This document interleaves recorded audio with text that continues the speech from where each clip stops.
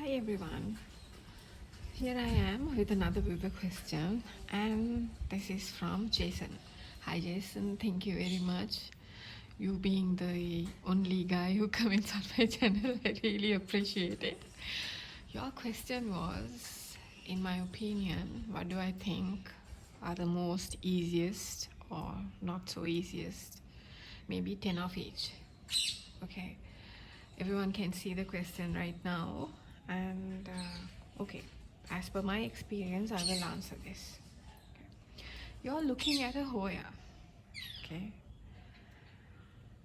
this is the mother of all hoyas, Hoya carnosa, which has been used in numerous hundreds of hybridizations, right? So this is a species. Before going into naming what those hoyas are, I have to tell you, species hoyas would be the easiest for you to care for. Okay? And then comes primary hybrids. A primary hybrid would be two species, or a species and a hybridized one put together and made a hoya. So here there's another part of them which are complex hybrids, right? In my experience, I would say species and primary hybrids are easy and the complex hybrids are hard. Why am I applying the same talk going on in the orchid world? Because it's true, right? It has been very hard to bloom complex hybrids of orchids. So as per my experience, I have also faced similar issues when it comes to my hoyas. Okay, we are discussing about hoyas, so let's keep it on the topic of hoyas. If I just name 10 hoyas which are very very easy, the first one would be what you're seeing now, Hoya carnosa. Okay. Second would be Hoya publicalis, Hoya lacunosa. Third, fourth would be Hoya sunrise, and Hoya crinklate. This is crinklate. Hoya obovata. Okay. Hoya obscura, which you'll see a picture for all the ones that I do not own currently. Hoya decay, Hoya quinquenervia, densifolia, and even hybrids like CV Jennifer, Acuta heart shape, and others. Okay, so whatever that I have remaining are the easiest in my opinion. Okay, because they were resilient enough to withstand both movements I made, both house movements, and in a semi-hydro setup without any fertilizer, let alone water at times. So here another thing which you can easily identify hoyas, the types to be easy, would be what you see from Costa Farms, Lowe's, Walmart, and other places that you go plant shopping, right? I do not mean nurseries, because nurseries will have so many varieties, but I mean the general hoyas which you will always see anytime you walk into Lowe's. Those are the easiest types. That's why they are in mass production and being introduced to people, those are the easiest. That's why the nurseries would also sell them, like Costa Farms, because there's less to no care for most of them, right? And it's the same reason that the complex hybrids are not found, when you go plant shopping at these big box stores. Okay, so that's very easy to understand, right? So even a carnosa would be hard for some people. Okay, a cordata might be hard for some people. A dishidia might be hard for some people. But that's all according to their experience. Okay, but putting all that aside only, I am telling you generally, if you want to start your Hoya journey, you have to start with the most simplest ones, okay, which can withstand media changes and growing methods, less fertilizer and harsh weather conditions. And what better example is there than this Hoya carnosa? You guys know this is new to me. I never had this. It's just been 2 months since I've got this, but immediately when I got it, what I found out was it was too longer than I expected and in a very old and breaking down medium. So my preferred media would be lava rock and charcoal, but to give it that always moist surrounding, I added the bird's nest root pieces into this also. And when I repot, I usually start bottom watering, that is with a reservoir at the bottom, but here there is no reservoir, so only top watering was conducted onto this, right? I have watered from the top and it just blew up with budded pedicles. There are 13 here. I might have told you this before, and there's so many that I've not counted that are hidden also. Okay, so this really is the best example that I can show you how resilient they are. You guys know, usually when you repot a plant, it can go through a root rot all of a sudden, or it can get dehydrated because it already had a root rot, right? And just because I am exposing it to the sun all day long, it can have its drawbacks. But this being a species, it didn't do it. But I'll show you my Pentaphlebia. I repotted with no issue and it's totally dehydrated, but because the vine is very thick and lush, it can recover. I will just be adding the top layer of pebbles to maintain the internal moisture levels equally. So I hope you understand what I mean from this, right? Species, and especially Hoya carnosa, being found in Sri Lanka all over the place, right? It's like growing in the wild also, right? They can just withstand water even with 2-3 leaves. A very long vine of, let's say, 20 feet can survive in the hot sun just with 2-3 leaves, as I mentioned earlier. So that's where species are very, very resilient. That is why I can name species and primary hybrids as the most resilient Hoya types. So before you buy, it's best that you see what and what has been crossed to make the Hoya, and deciding on if you wanna go for it or not.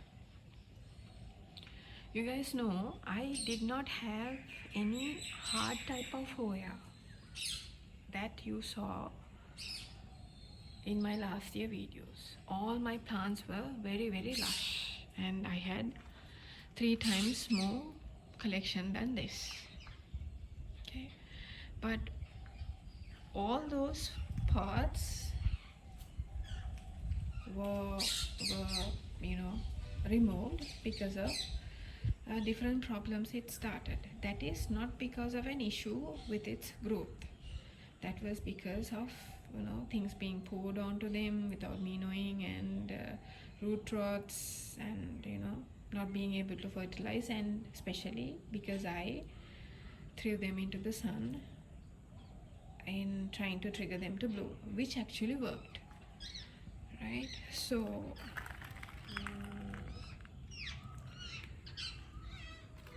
issues such as those do not relate to what we are talking now.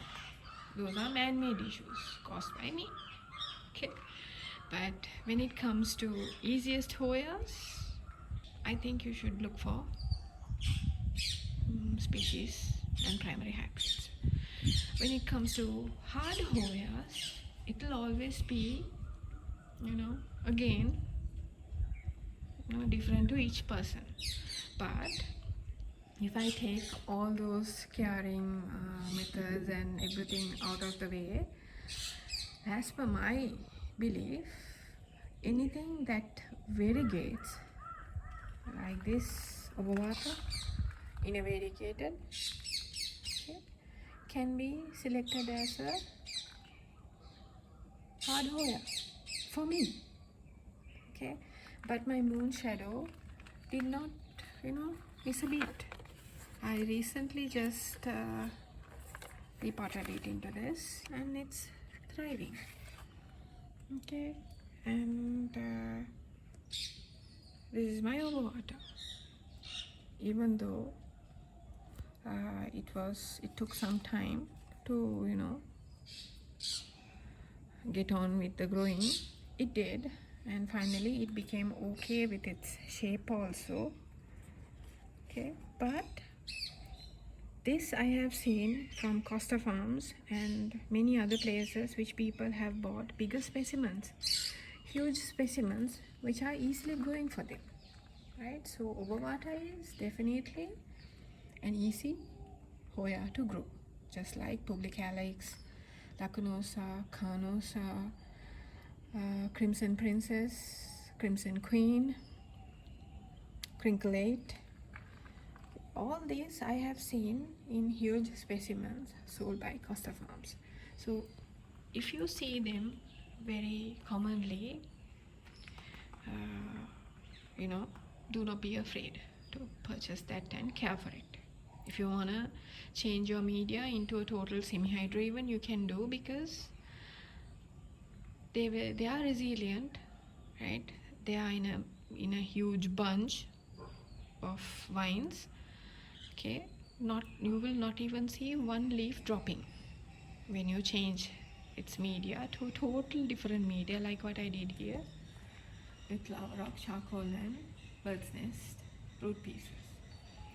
So again, it's a very subjective topic, okay, but as per my experience, all I can say is the hardest would be the most complexity in its hybridization. So you guys have to be mindful, right, when you do that. And even Hoya finlaysonia is something I can say that is very easy, though my plant went into a root rot, right? So as much as I can, I will insert footage, because you guys know it's my son who's doing the editing. If he is lazy, he will not be editing it the way I want to. He'll just skip it. But now that he hears me saying this, he might actually cut this part also, but he might add footage. So it's easily understood that how my Hoyas did earlier. But Jason, you have been in my channel for a long time, so you know the collection I had. All of the newcomers also can go and see my past year videos and see how lush my collection was. The problem I had was getting them to bloom, which in the process I myself have destroyed most of them. It's a suspicion too, right? So however, easiest and the hardest, it's very subjective to each person, but I've just mentioned what is easiest to me, right? If you're a beginner, please try to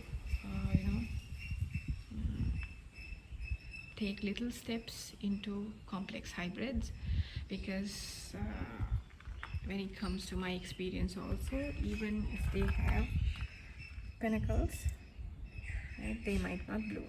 Like in this was there ever since the older leaves came, but it never triggered blooming.